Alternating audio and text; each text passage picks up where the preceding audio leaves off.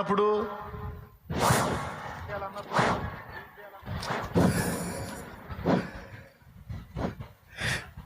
అది పలుగాకి లోకం, కాకి లాంటి లోకం ఎప్పుడు వాగుతానే ఉంటుంది, లెక్క చేసావు అవుట్, పలుగాకి లోకం నిందించిన ఏకాకివై నీవు రోదించిన అవమాన పర్వాలు ముగిసేనులే, ఆనంద గీతాలు పాడేవులే.